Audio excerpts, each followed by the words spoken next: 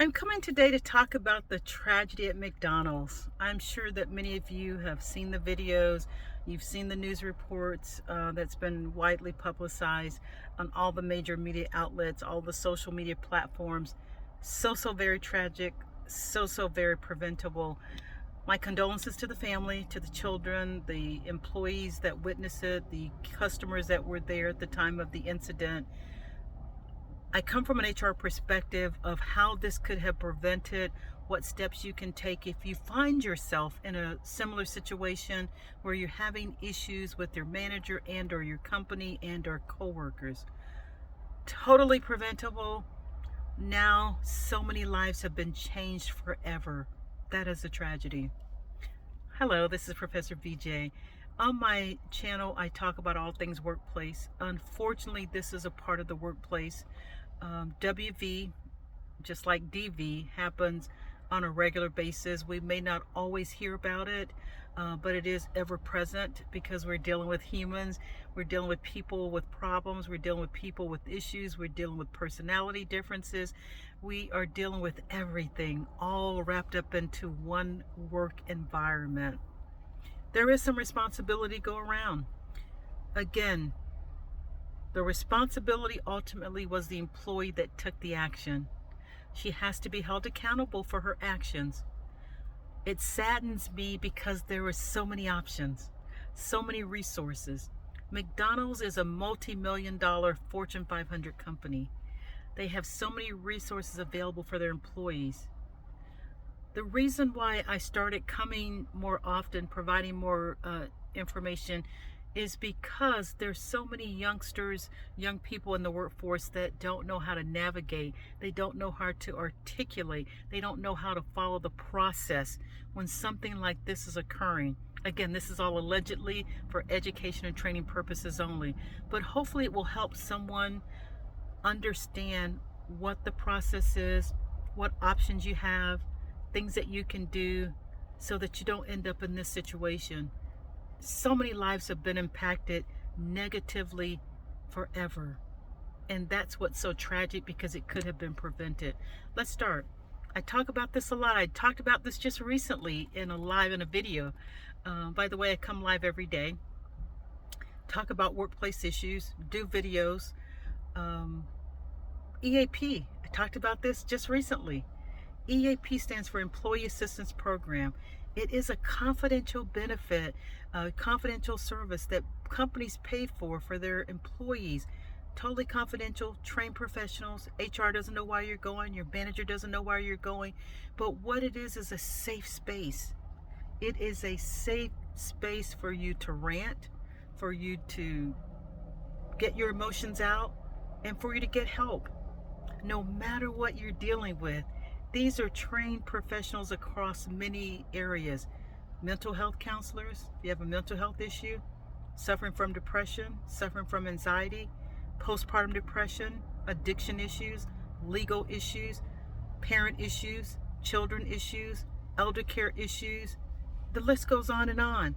Whatever you're dealing with, housing issues, there's an 800 number that you would call. Depends on the company that you work for, their provider. You tell them what your issue is. It's like a triage. Whoever answers that customer service, it's called intake. They take down all this information and they put you in touch with the right professional depending on your situation and what services are needed. Generally speaking, it's 3, 6, or 12 free visits, counseling sessions.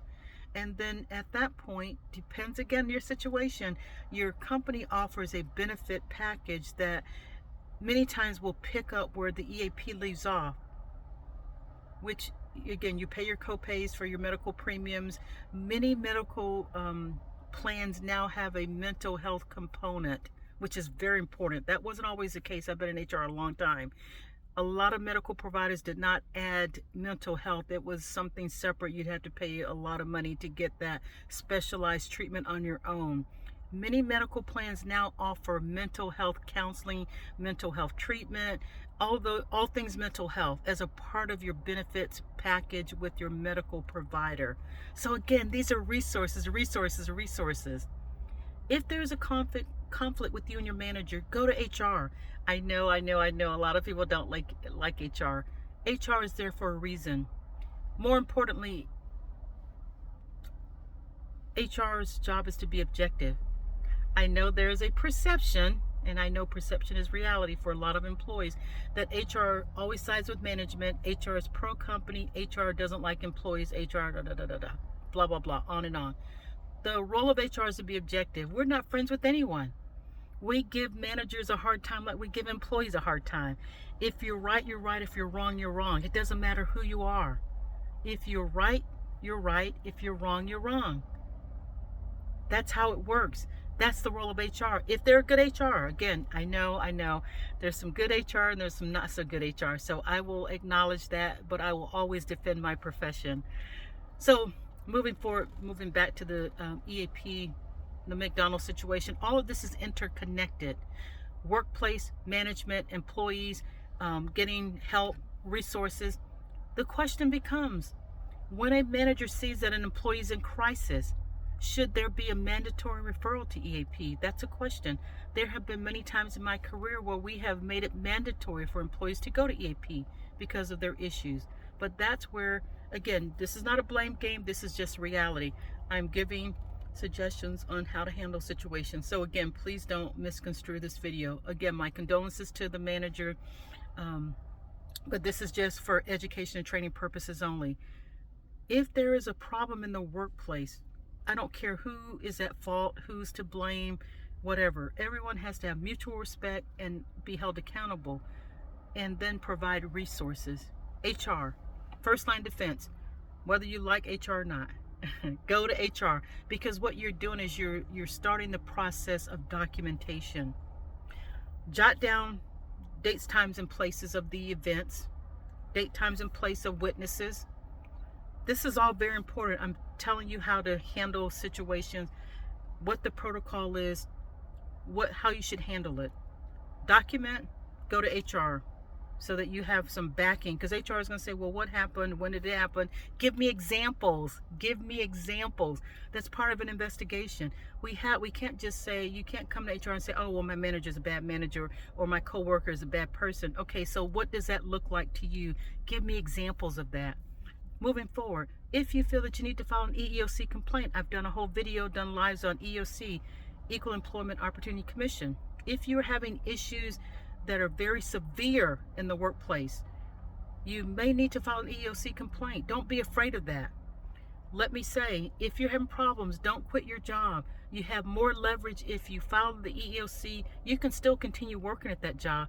If you talk to any employment lawyer, they will tell you, unless it's severe, pervasive, you just can't stand it. If it's, some things that, we can't say here because that's not the purpose of this video. But if that's the case, then yes, I understand that. But generally speaking, continue working, you have more leverage, and then contact an employment lawyer. Contact an employment lawyer before you go to EEOC or after. Depends on what your comfort level. Call around, Google it, let them tell you if you have a case or not. But that's why that documentation is important, because if you don't have any documentation, then you have no case.